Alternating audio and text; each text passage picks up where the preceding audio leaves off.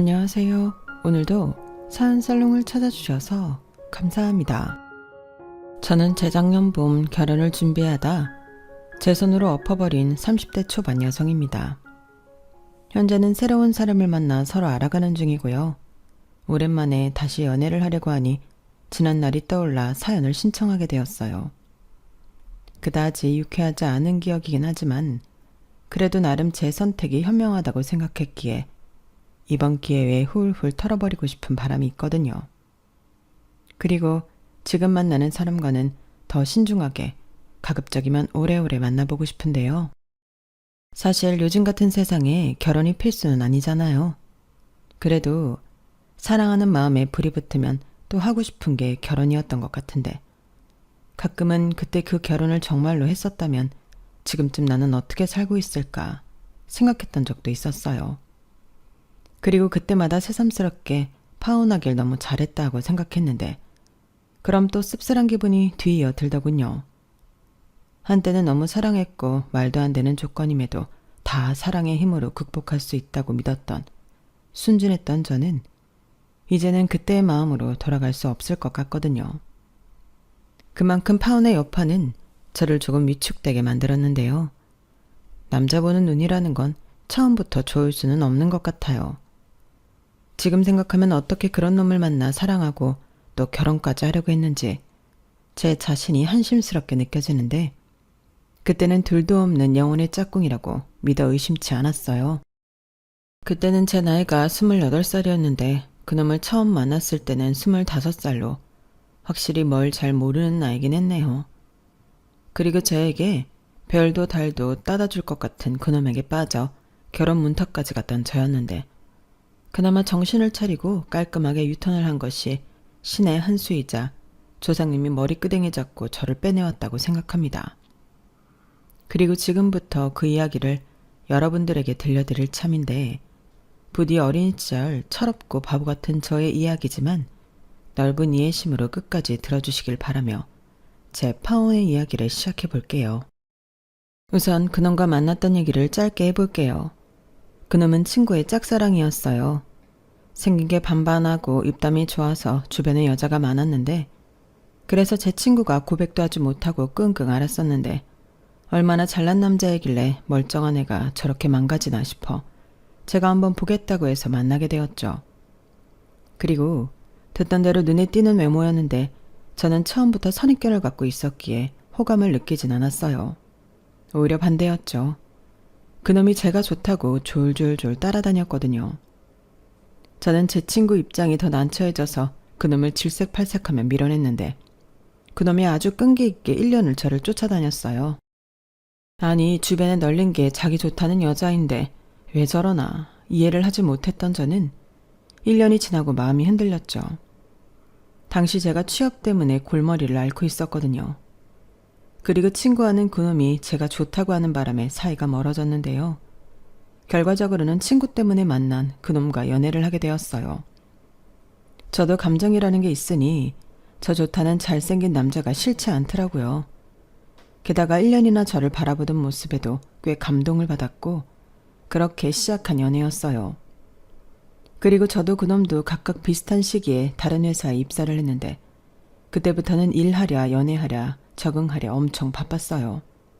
특히 그놈이 많이 바빴는데 저는 기획팀이라 회의가 많은 반면 그놈은 영업팀이라 술자리도 많고 외근도 많고 무튼 그렇다 보니 한 달에 4번 보는 것도 어렵더라고요. 하지만 보고 싶은데 보지 못하는 마음이 불씨가 되었는지 저희는 감정이 더 깊어졌고 연애 2년이 넘어갈 즈음엔 농담 반 진담 반으로 결혼 얘기를 주거니 받거니 했는데요. 호칭도 자기야 여보야 이렇게 부르다 보니 결혼이라는 환상만 제 안에서 커졌어요. 그때는 나이니 조건이니를 떠나서 사랑하는 사람이랑 하루빨리 결혼하고 싶은 마음도 있었거든요. 저희 엄마 때만 해도 무일푼으로 숟가락 세트 하나만으로도 결혼했다고 했는데 저희는 둘 다 그래도 멀쩡한 직장이 있으니 그 정도는 아니니 괜찮다고 생각했어요. 네, 그만큼 제가 참 결혼에 대해 아무것도 몰랐어요. 하지만 그럼에도 불구하고 제가 잘한 게 하나 있었는데요. 그건 바로 결혼을 하려면 당연히 돈이 필요하다고 생각했기에 저는 첫 월급부터 착실하게 모았다는 거였어요. 엄마의 조언으로 적금뿐만 아니라 수익 좋은 주식에 소액이지만 꾸준히 투자했고 그게 만기가 되어 종잣돈이 되고 또 열심히 불리고 이걸 반복하다 보니 직장을 다니고 2년 만에 5천만 원이라는 큰돈을 모으는 데 성공했죠. 그리고 타이밍도 딱 좋게 그놈이 저에게 프로포즈를 했는데요. 하도 장난처럼 말해서 저는 그게 진심인 줄도 몰랐어요. 하지만 그놈은 진심이라고 했고 저는 그놈도 저랑 결혼하기 위해 그동안 돈을 모았나 싶어 기쁜 마음으로 그놈의 청혼을 받아들였는데요. 물론 그때 그놈에게 결혼할 돈은 있는 거냐고 확인도 했어요. 뭐야? 우리 자기는 내가 돈도 없이 결혼하자고 하는 줄 알았어? 이거 좀 실망인걸? 미안. 나는 여보가 아직 준비가 되어 있지 않을까 봐 그랬지. 여보 차 산 지도 얼마 안 됐고. 차는 필수품이잖아. 그리고 올해도 연봉 조금 올랐고 몇 억씩 갖고 있는 건 아니지만 작게 시작해서 살림 키워가는 재미라는 것도 있는 거잖아. 혹시 자기는 그런 거 싫어? 내가 집이며 이것저것 다 갖춰놓고 시집 오라고 하길 바랬던 거야? 아니, 나도 여보처럼 작게 시작하는 거 좋아. 그럼 됐네. 우리 피차 욕심 부리지 말고 지금 이 마음으로 결혼하자. 내가 의리의리하게 시금 못 올리지만 평생 행복하게 살게 해줄게. 나 믿지? 그럼 내가 여보를 안 믿으면 누굴 믿어? 그렇게 저는 그놈의 말을 믿었어요. 그러니까 억은 없어도 몇천 원 있는 줄 알았죠. 하지만 저희 엄마는 제가 너무 빨리 결혼을 결정했다며 저를 혼내셨는데요. 저희 엄마가 제가 고등학교 때 아빠와 사별하고 무너졌던 마음을 다잡은 지 3년밖에 되지 않았을 때이기도 했어요. 그래서 저는 엄마가 혼자 남는 게 두려워져라나 싶었는데 엄마는 아니라고 단호하게 말했죠. 그리고 엄마는 엄청 계산적으로 따지며 저를 다그치셨는데요. 니들 둘 다 직장 다닌 지 2년 조금 넘었잖아. 그나마 너는 월급의 80%는 돈 불리는 데 쓰니까 5천을 모았지만 걔는 얼마나 모았는데 너만큼 5천원 있다는 거야? 아니면 그 집에서 집이라도 해준대? 엄마도 참 뭘 그렇게 세세하게 따져. 그리고 내가 물어봤어. 돈 있냐고. 그랬더니 당연히 결혼할 돈이 있어 프로포즈한 거라고 확답도 들었고 나는 엄마처럼 이것저것 정확하게 따지기보다 우리가 갖고 있는 돈으로 작게라도 시작해서 크게 키우는 것도 좋다고 생각해. 엄마가 혼자 있게 돼서 쓸쓸한 거라면 내가 말해서 신혼집 우리 집 근처로 얻으면 되지. 그러면 엄마는 딸을 보내는 게 아니라 아들을 하나 얻는 거야. 아들 같은 소리 하네. 엄마는 됐거든. 그리고 내가 언제나 쓸쓸해서 너 시집 보내기 싫다고 했어? 엄마 생각엔 그렇게 시집 가는 게 그다지 좋지 않은 것 같아서 그러는 거야. 엄마가 전에 그 남자친구라는 놈 한 번 봤을 때 별로 인상이 좋지 않았거든. 나 얘 안 맞게 겉멋이 잔뜩 든 게 그런 남자랑 살면 너 피곤해. 너만 열심히 벌고 그놈은 쓰기 바쁘다고. 엄마, 말이 너무 심하잖아. 사람을 왜 그렇게 생각해? 내 남친 그렇게 엄마가 생각하는 것처럼 한심하지 않아. 엄마는 그럼 내가 돈에 벌벌 떨면서 구질구질하게 사는 남자랑 결혼했으면 좋겠어. 그리고 결혼하면 내가 경제권 갖고 지금처럼 돈도 모으고 그러고 살 거야. 저는 사춘기 이후 처음으로 엄마랑 심하게 말다툼을 벌였어요. 그러자 엄마는 한숨을 쉬시며 그렇게 결혼이 하고 싶으면 알아서 하라고 했는데요. 그땐 참 속상하더군요. 저희 가족은 저랑 엄마, 그리고 동네는 다르지만 할머니가 계셨는데 몇 명 없는 식구 중에 엄마가 저렇게 처음부터 반대를 하니 마음이 상했어요. 그리고 엄마가 반대하면 할머니도 반대할 것이 불보듯 빤해서 마음이 더 무거워졌는데요. 다행히 예비시댁의 시부모님은 저를 반겨주셨어요. 자기는 하루라도 빨리 며느리를 보고 싶었다며 시어머니는 자기도 20살에 결혼을 하셨다고 했는데 그때는 바보처럼 그 말이 위안이 됐어요. 그래도 유일하게 축하와 환영을 받는 거라서 그런지 앞으로도 시어머니와 잘 지내고 싶다는 생각까지 했었는데 그렇게 상견례 날짜를 의논하고 드디어 남자친구와 저희 집에 인사를 갔죠. 확실히 그땐 저도 그렇지만 그놈도 긴장을 많이 한 얼굴이었어요. 그래서 꽃도 사고 저희 엄마 좋아하는 과일도 백화점 물건으로 최상급으로 사들고 나타났는데 걱정했던 것보다 저희 엄마가 식탁 가득 저녁도 차려주시고 남자친구한테 잘해주시더라고요. 그리고 드디어 저희 엄마 집에서 저희 결혼에 대한 이야기가 나오기 시작했는데요. 저희 엄마는 제일 먼저 신혼집부터 물으셨어요. 그래, 아직 둘 다 어린데 그래도 하고 싶다고 하니 어쩌겠니? 그럼 신혼집은 어떻게 할 셈이야? 그냥 빙빙 돌리지 않고 얘기할게. 성준이라고 했지? 성준이는 돈 얼마 있니? 아, 저요? 지금 당장 융통할 수 있는 건 1,000만 원 정도고요. 제가 지금 여기저기 묶여있는 돈이 있어요.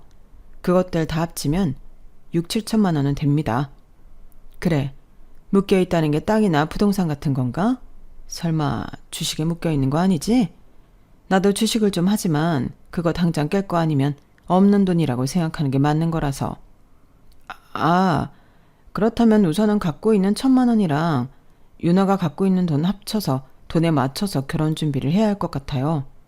뭐? 그래도 직장 생활한 지 2년 넘었다고 들었는데 그럼 자네는 1,000만 원 가지고 우리 애한테 결혼하자고 했단 소린가? 그 돈으로 뭐가 급해서? 저는 그때 엄마의 말에 뒤통수를 세게 얻어맞은 것 같은 기분이 들었어요. 저도 설마 그놈이 꼴랑 1,000만 원 가지고 저한테 결혼하자고 했는 줄은 몰랐거든요. 그래서 그땐 밥이 코로 들어가는지 입으로 들어가는지 몰랐는데 그 후로 저희 엄마는 그 어떤 질문도 하지 않으셨죠. 그리고 저도 이건 좀 아닌 것 같아서 집 밖에 나와 남자친구에게 따지듯 물었는데요. 그때 그놈이 그러더군요. 내가 차마 어머니 앞에서는 말을 못했는데 코인을 좀 했어. 다들 코인으로 돈 벌었다고 하는데 안 하면 바보잖아. 그래서 좀 무리해서 했더니 반토막이 나는 바람에. 뭐?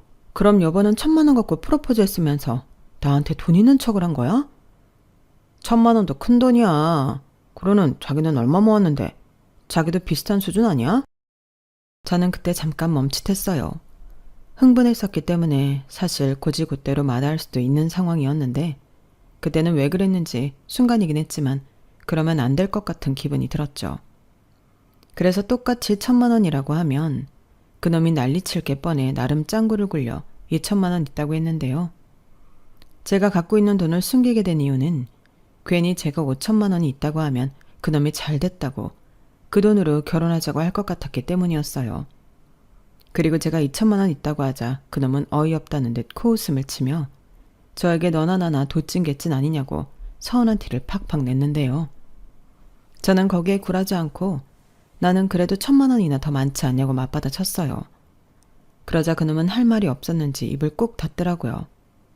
지 말대로 1,000만 원도 큰 돈인데 제가 그만큼 더 있다고 하니 여기서 더 말해봤자 자기 자존심만 갉아먹을 게 뻔하니까요. 그놈은 원래 학생 때부터 그런 놈이었거든요.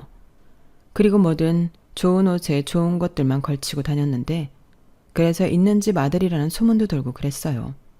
그런데 제가 이놈이랑 사귀고 보니 꼭 그런 것도 아니었는데 그땐 어린 마음에 그럴 수 있다고 생각했네요.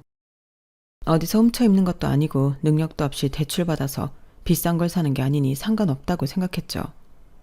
물론 하도 궁금해서 근데 여보는 그런 것들 무슨 돈으로 사? 라고 물은 적은 있었는데요. 그러면 그놈은 우리 아빠 카드 내 용돈에서 할부만큼 떼고 받아 라고 아무렇지 않게 대답했어요. 그래서 그때는 그런가 보다 하고 넘겼는데 나중에 보니 이놈은 할부가 아주 생활화되어 있는 놈이었죠. 앞에서 그놈이 차를 샀다고 했잖아요. 물론 차는 필요하면 살 수 있죠. 근데 문제는 그 나이에 제네시스를 뽑았다는 거였는데요. 그것도 완전 전체 할부나 다름이 없었더라고요. 문제는 제가 그런 걸 하나도 몰랐다는 거였어요. 그때도 어느 정도는 할부가 있겠거니 라고 생각할 뿐이었는데 보아하니 이건 집안 분위기 자체가 그런 거더라고요. 시아버님이 돈을 아주 못 버시는 건 아니었거든요. 하지만 시아버님부터도 전세 살고 있음에도 불구하고 벤츠를 타고 계셨는데 남자친구 말에 의하면 자기 아빠가 접대도 많고 사람 만나는 일이 많아 벤츠가 필요했다고 했어요. 그리고 예비 시어머니는 동네 큰 마트에서 4시간씩 파트타임을 하고 계셨는데 생활비 때문에 하는 게 아니라 당신의 유흥비를 벌려고 알바를 하시는 거더라고요. 게다가 저는 이미 처음부터 그 집이 자가가 아니라 전세라는 걸 알고 있었지만 예비 시어머니는 그걸 숨기고 싶어 하셨는데요. 친구들도 좀 많아서 당신이 그 무리에서 대장 노릇을 하고 싶어 하셨어요. 그러니까 자기가 대기업 임원인 남편과 이번에 같은 대기업에 들어간 아들을 둔 사모님 행세를 하고 계시더라고요. 하지만 여기서 문제는 그걸 저는 전혀 몰랐다는 거였어요. 그러니 저도 그 집이 전세긴 하지만 나름의 여유가 있다고 보이는 그대로를 밀었는데 그게 다 거품처럼 비지고 거짓말이더라고요. 저런 걸 명백하게 알 때까지 저에겐 참 무수히 많은 일들이 있었어요. 애당초 저 사실을 알았다면 아무리 순진했던 저였어도 이딴 거지 같은 결혼은 처음부터 진행하지 않았을 건데 사람을 언제까지 속일 생각이었는지 양파처럼 한 겹 한 겹 있는 사실을 보여주는 사람들이었죠. 아마도 결혼이 진행되는 상황을 보고 이쯤에서는 말해도 제가 진행 중인 결혼을 엎을 수는 없을 거라고 생각한 모양이었어요. 그리고 그 속을 알게 되니 더 싫었는데요. 역시나 결혼을 준비하면서 가장 큰 문제는 돈이었죠. 남자친구가 말한 대로 있는 돈으로 작게 시작한다면 저는 결혼할 생각이 있었거든요. 2천만 원 있다고 했으니 나머지 3천만 원은 비상금으로 들고 결혼 생활을 할 작정이었는데 현실은 그게 가능하지 않았어요. 도저히 저랑 그놈이 합친 돈으로는 결혼식과 신혼집, 거기에 혼수까지 할 엄두가 나지 않았거든요. 그리고 돈이 없다 보니 그놈과 저는 남들 하는 예물 예당 같은 허례허식은 분명 생략하기로 했는데 예비 시어머니는 그 사실을 몰랐던 건지 알면서 일부러 그런 건지 저에게 따로 연락을 하셔서 예단비 이야기를 하셨어요. 저는 그 말을 듣고 당황해서 얘기 못 들으셨냐고 최대한 조심스럽게 여쭤봤는데요. 얘기는 들었어. 근데 그건 니들 생각이지. 결혼이 애들 장난도 아니고 집안 대 집안이 맺어지는 건데 그럴 수는 없는 거야. 원래 예단은 여자 쪽에서 하는 건데 그걸 생각하면 우리 체면이 뭐가 되니? 보는 눈도 많은데. 아, 물론 그렇긴 한데요. 저도 예물 안 받기로 했고 아실지 모르겠지만 저희가 돈이 없어서요. 지금도 전세는 엄두도 못 내고 있는데 이해해 주시면 안 될까요? 이건 이해를 해주고 말고 할 게 없는 기본인데 그리고 나는 그렇게 넘어간다 쳐도 너 두고두고 욕먹는다? 시댁 식구 무시하는 것도 아니고 난 이건 아니라고 본다. 저는 예비 시어머니의 말을 듣고 어이가 없었어요. 그래서 알겠다고 예단비 드릴 테니 그럼 저도 남들 하는 만큼 예물을 해주시라고 말씀드렸는데요. 그땐 예비 시어머니가 저에게 당돌하다고 다그치셨어요. 정확하게 그땐 좀 화를 내시더라고요. 아직 시집도 안 왔는데 제가 너무 받을 것만 생각한다며 혼을 내시는데 이건 또 무슨 경우인가 싶더군요. 그러니까 자기는 받고 저는 받지 말라는 거잖아요. 그때부터가 본격적인 시작이었던 것 같아요. 파혼의 조짐이 보이기 시작한 거죠. 게다가 집을 보면 볼수록 처음 마음과 달리 조금이라도 더 넓고 지은 지 얼마 안 된 집을 얻고 싶었는데 결국 남자친구 놈이 대출을 좀 받더라도 아파트 전세를 가자고 하더라고요.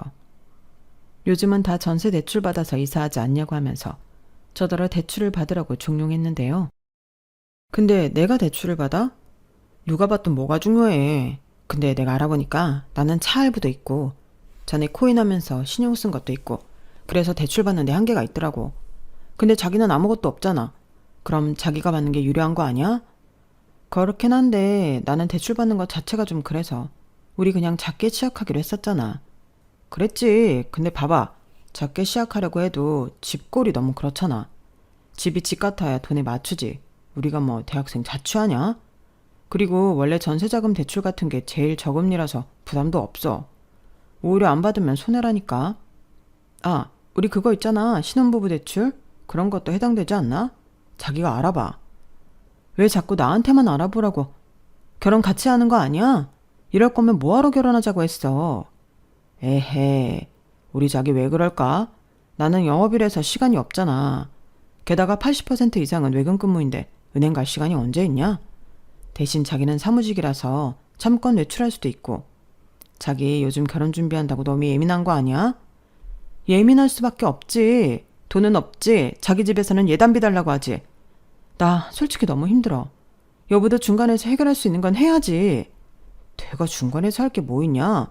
이미 자기가 예단비 받으려면 예물 내놓으라고 맞불 났다며. 우리 엄마도 서운하다고 난리였어. 근데 내가 중간에서 딱 정리했지. 그러니까 저렇게 조용한 거야. 나는 원래 이렇게 보이지 않게 해. 저는 그놈의 말에 코웃음이 났어요. 누가 보이지 않게 하라고 했나요? 제발 팍팍 보이게 해달라고 했는데요. 남들도 다 그렇다고 하지만 저희는 결혼 준비하면서 신경전 포함 거의 매일 부딪혔어요. 그리고 그놈이 결정적인 한 방을 날렸는데요. 그건 바로 저희 엄마 소유의 집담보 받아서 대출을 하자는 겁니다. 제가 대출 받는 걸 꺼려하자 그걸 지단이는 좋은 생각이라며 신나서 떠들어대는데 그 뒤엔 말이 더 가관이었어요. 자기가 장모님한테 부탁을 해서 대출을 좀 넉넉히 받아. 그래서 신혼집도 해결하고 예물 예단도 하자. 그리고 첫살림인데 혼수도 좀 모양새 있게 갖추고. 뭐? 지금 그게 무슨 소리야? 우리가 결혼하는데 왜 우리 엄마 집을 담보로 대출을 받아? 그게 어쩔 수 없잖아. 우리 집은 전세고 나는 신용이 별로고 자기는 자기 이름으로 빚내는 거 내키지 않으니까. 물론 대출금은 우리가 갚아야지. 막말로 장모님 집을 팔자는 것도 아니고 돈만 잠깐 받자는 건데 나쁘지 않잖아. 도대체 뭐가 나쁘지 않다는 건지 그때 사실상 제 마음은 파혼이었어요. 가뜩이나 이런 결혼하면 안 된다고 하는 엄마인데 거기에 대고 저희 엄마의 유일한 재산인 집담보로 대출 내기는 목에 칼이 들어와도 하고 싶지 않았거든요. 그래서 저는 그러기 싫다고 딱 잡아떼고 말했죠. 그러자 그놈은 잔뜩 얼굴을 찌푸리면서 그럼 어떻게 하자는 거냐고 저에게 화를 냈는데 저도 똑같이 화를 내며 물었어요. 우리가 빚을 못 갚으면 그때 우리 엄마는 어떻게 해야 하는 거냐고. 그랬더니 걱정도 팔자다. 자기랑 내가 버젓한 직장이 있는데 그게 무슨 걱정이야. 괜히 어설픈 변명하지 말고 그냥 싫은 거잖아. 그리고 설령 그런 일 있다고 하면 우리 살던 집 빼서 장모님 빚 갚고 우리가 그 집으로 들어가 살면 되지. 장모님 모시고. 난 장모님 모실 생각도 있는 그런 남자야. 이런 말로 허세까지 떨었는데요. 저는 더는 상종하고 싶지도 않았어요. 그래서 우리 엄마는 애당초 사회랑 살 생각도 없고 나도 싫다고 그냥 처음 얘기했던 대로 예물 예단 생략하고 돈에 맞춰서 월세집 들어가는 거 아니면 이 결혼 없던 일로 하자고 했죠. 그러자 그놈은 입에 거품을 물려 어떻게 그런 말을 쉽게 할 수 있냐며 지랄 발광을 했는데요. 그러면서 한다는 말이 저를 더 어이없게 만들었어요. 나는 우리 엄마가 그렇게 서운해해도 끝까지 네 편 들었어. 사실 나도 그래. 아무리 없다고 해도 네가 1,000만 원이 더 있고 그럼 작게라도 우리 집에 예단비 줄 수 있지. 이건 순전히 마음 아니야? 근데 너는 바로 그럼 예물해달라고 맞받아 쳐놓고 이젠 내가 좋은 뜻에서 말하는 것도 이렇게 기분 나쁘게 말하면 나는 어떻게 해야 해? 너 지금까지 나가지고 놀았냐? 결혼이 장난이야? 그래, 그렇게 정 대출 받는 게 싫으면 우리가 그냥 장모님 집으로 들어가자. 거기서 장모님 모시고 살면서 돈 모으자고. 대신 네가 갖고 있는 돈에서 우리 집 예단비 드려. 다 떠들었니? 내가 방금 말한 거 까먹은 거야? 뭐야? 나 이 결혼 없던 일로 하자고 했어. 그러니까 괜히 마음에도 없는 소리해서 사람 성질 건드리지 말라고. 내가 지금 네가 원하는 대로 다 맞춰준다고 하잖아. 막말로 장모님도 우리랑 같이 살면 외롭지도 않고 좋지. 우리도 애 낳으면 장모님한테 봐달라고 하면 좋고. 좋긴 누가 좋아? 우리 엄마한테 물어봤어? 너는 참 단순해도 너무 단순하다. 나도 뭘 모르긴 하지만 이거 하나는 제대로 알겠어. 이 결혼 절대 하면 안 되는 거. 우리 이제 그만하자. 진짜 너무 지긋지긋하다. 지금 말 다 했어? 뭐? 지긋지긋? 너 지금 나 무시했냐? 나보다 1,000만 원 더 있다고 네가 뭐라도 되는 것 같아? 꼴랑 1,000만 원 더 있는 게. 누가 1,000만 원이래. 나 사실 5천 있어. 그리고 적금이며 펀드며 주식 다 합치면 못해도 8,000원 될걸? 근데 네가 하도 모은 돈이 소박하니까 나도 그냥 없는 척 한 거야. 뭐? 그럼 여태 나를 속였어? 그래, 속였다고 하면 속인 거지. 나도 판이 어떻게 굴러가는지는 보고 가야 하잖아. 근데 이건 영 아닌 것 같다. 결국엔 그런 거였네. 지는 돈 있으면서 나랑 우리 집에서 어떻게 나오나 지켜보고 있던 거네. 그래서 재밌었냐? 그렇게 돈도 많으면서? 너 진짜 속물이다. 이렇게 계산적인 여잔지 정말 몰랐어. 여러분, 제가 정말 나쁜 건가요? 물론 속았다는 거에 기분 나쁠 수는 있겠죠. 하지만 저도 결혼하면 제가 갖고 있는 돈으로 결혼 생활 할 거였고 이래저래 제가 돈 관리하며 열심히 살 작정이었는데 저놈은 제가 가진 것도 내놓지 않고 계산기만 두드리는 년이라며 목에 핏대를 세우며 난리를 쳤어요. 저는 그러거나 말거나 어차피 결혼은 없기로 했고 이제 다신 보지 말자고 했는데요. 지도 화가 났는지 고맙게도 저를 붙잡지는 않았어요. 그리고 보름 정도 동안은 아무 연락도 없어서 이렇게 헤어졌다고 생각하고 있었는데 갑자기 예비 시어머니였던 아주머니에게서 연락이 오더군요. 나다, 너 말이야. 어쩜 애가 그렇게 막대 먹었니? 꼴랑 예단 좀 하라고 했다고 결혼을 엎어? 결혼이 무슨 소꿉놀이야? 아무리 아빠 없이 자랐다고 해도 너는 어떻게 그렇게 못 배운 티를 내니? 원래 그럴수록 더 티를 내지 말고 구분구분해야 하는 건데 뭐가 그렇게 잘났다고 설쳐? 게다가 돈도 더 있으면 감쪽같이 우리 속였다고? 너 지금 내 아들 데리고 뭐 하는 거야? 뭐 하긴요. 결혼하려고 했다가 너무 아니다 싶어서 그만둔 거죠. 아주머니가 이렇게 경우 없이 나오고 아줌마 아들도 남의 돈 우습게 하는데 이런 결혼해봤자 저만 손이잖아요. 뭐야? 너 지금 말 다 했어? 아주머니? 왜요? 맞잖아요. 이젠 결혼도 안 할 건데 남이잖아요. 그리고 저 아직 할 말 다 못했고요. 아주머니 아들 장가 보내고 싶으시면 그 씀씀이부터 줄이라고 하세요. 아니 어떤 남자가 씻을 거 다 쓰고 꼴랑 1,000만 원 가지고 결혼을 하재요? 아니 그랬으면 집 분수를 알아야지. 어떻게 장모될 분이 사는 집을 담보대출해서 자기 집 예단을 하라고 하죠? 제가 분명히 말씀드렸는데 저한테 예단 받고 싶으시면 저한테 다이아 같은 예물 해주셔야 한다고. 그런데 아주머니는 저한테 아무 말씀도 없으셨잖아요. 너 자꾸 거슬리게 아주머니 소리 할래? 그리고 다이아 같은 소리 하네. 니들 찾기 시작하겠다고 한 거 아니었어? 그러니까요. 그러니 애당초 여자 쪽에서 예단을 하는 거라는 등 말 같지도 않은 소리는 하지 마셔야죠. 솔직히 남의 눈 의식되시는 거면 더 부끄러워하셔야 하는 거 아니세요? 하기사 그런 걸 알았다면 저한테 예단비 달라고 하시지도 않으셨겠죠. 가만 보면 그런 것도 집안 내력인가 봐요. 그러니까 그 연세 드시도록 전세 사시고 아줌마 남편이랑 아들은 카푸어잖아요. 야, 너 지금 나랑 진짜 해보자는 거야? 너 눈에 뵈는 게 없구나? 네, 저는요 전세 산다고 무시하는 말 아니에요. 아주머니 같이? 그러니까 왜 가만히 있는 사람을 건드리냐고요. 이미 저는 아줌마 아들한테 결혼 없었던 일을 하자고 했으니까 이젠 이런 전화 다시는 하지 마세요. 불쾌하니까. 뭐야? 너 딱 기다려. 내가 당장 가서 네 머리털 다 뽑아버릴 테니까. 니네 회사 어디야?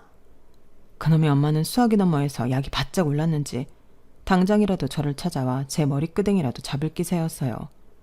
그래서 저는 아무 말도 하지 않고 그냥 더 약 오르시라고 전화를 끊어버렸는데 그대로 핸드폰에 불이 나듯 계속 전화가 울렸어요. 하지만 받지 않았어요. 아니 받을 리가 없죠.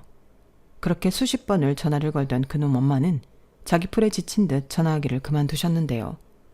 그날 저녁 이젠 파혼한 남인 그놈이 저를 찾아 저희 집 앞까지 왔더군요.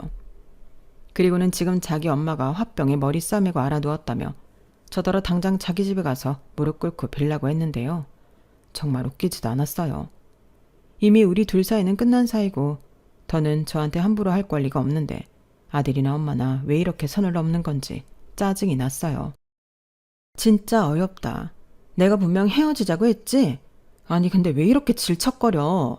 나더러 용서를 빌라고? 나야말로 사과를 받아야 해.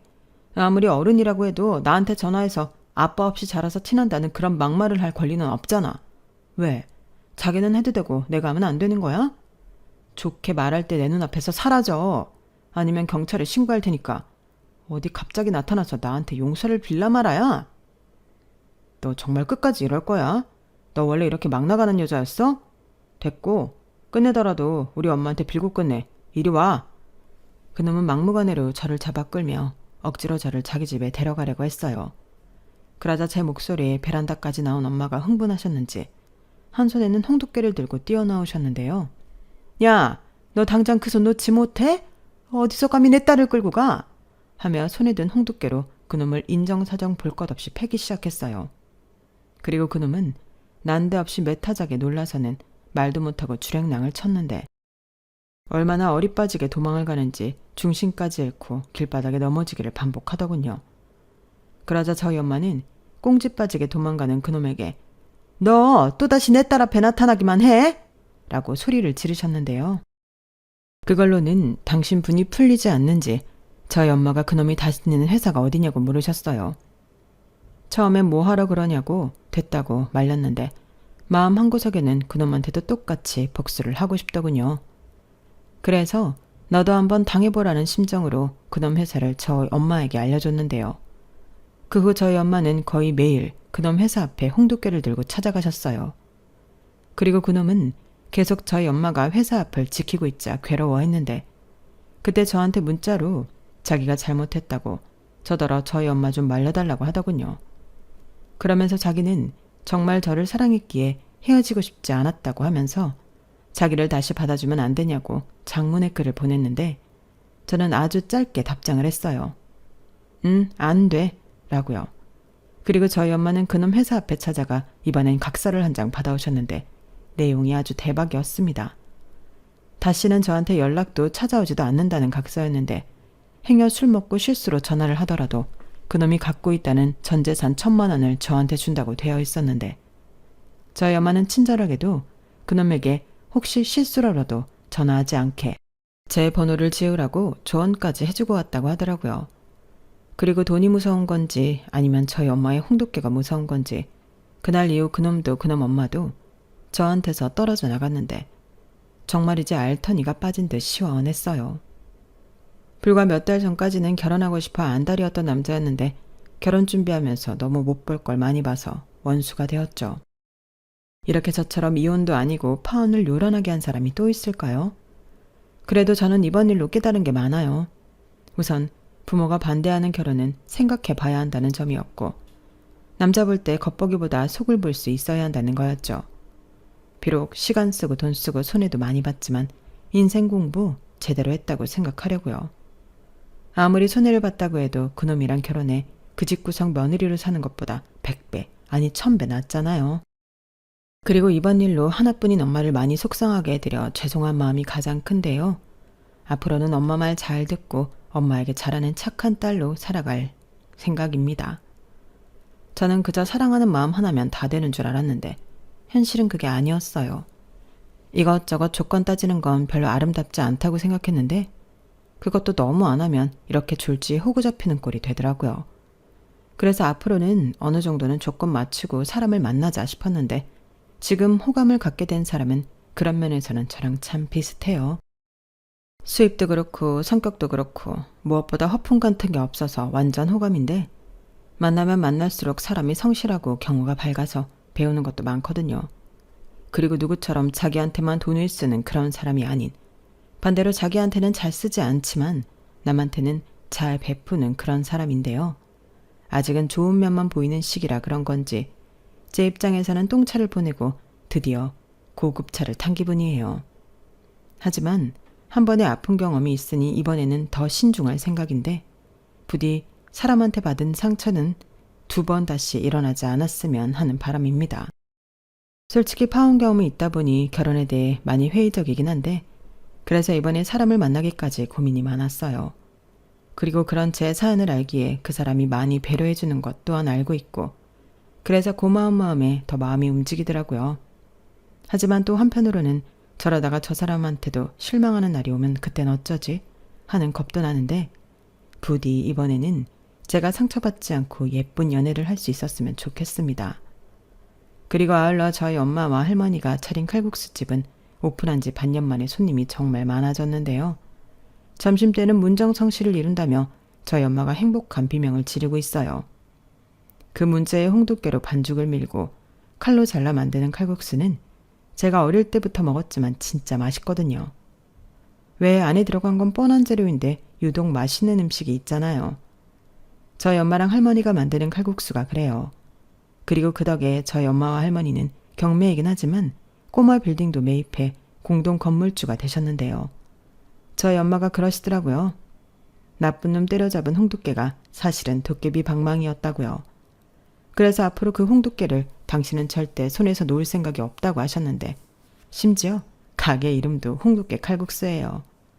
무슨 홍두깨에 그렇게 많은 애착을 보이는 건지 저더러 저한테까지 물려준다고 하는 건 아닌지 모르겠어요. 그리고 끝으로 건물주까지 되셨으니 저희 엄마랑 할머니가 일도 쉬엄쉬엄 하시고 이젠 남은 여생을 편안하게 보내셨으면 좋겠는데요.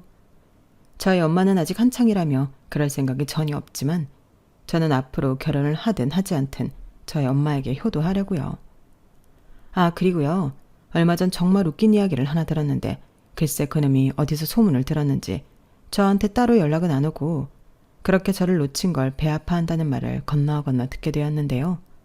솔직히 기분이 좋더라고요. 그래서 최고의 복수는 내가 그놈보다 더 잘 사는 거라고 했던가요? 무튼 저는 졸지의 복수까지 시원하게 했으니 앞으로는 그놈을 더 약올리기 위해서라도 행복하고 떵떵거리면서 살 생각입니다. 부디 그놈이 지가 참 보기 얼마나 아까운 보물이었는지 그놈이랑 그놈의 엄마가 내내 배 아파하고 살았으면 좋겠네요. 이상 제 파혼 사연은 여기까지입니다. 막상 글로 제 지난 시절을 적어보니 제가 남자 보는 눈이 정말 없긴 없었네요. 그래도 결혼으로 가는 길에서 제대로 유턴하고 지금은 행복하게 지내고 있으니 얼마나 다행인지 늘 감사한 마음으로 살아가려고요. 이 정도면 정말로 조상신이 도운 거라고 할 수 있잖아요.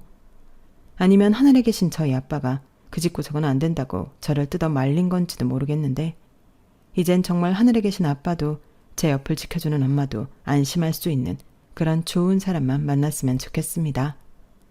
그럼 지금까지 제 사연 들어주신 모든 분들께 감사한 마음 전하며 저는 이만 마지막 인사를 드릴게요. 늘 건강 잘 챙기시고요. 좋은 사람들과 행복한 날 되시길 진심으로 바라겠습니다. 감사합니다. 여러분, 사연 댓글에 응원과 현명한 조언 부탁드려요. 좋아요와 구독은 저에게 큰 힘이 됩니다. 오늘도 좋은 일 가득하세요.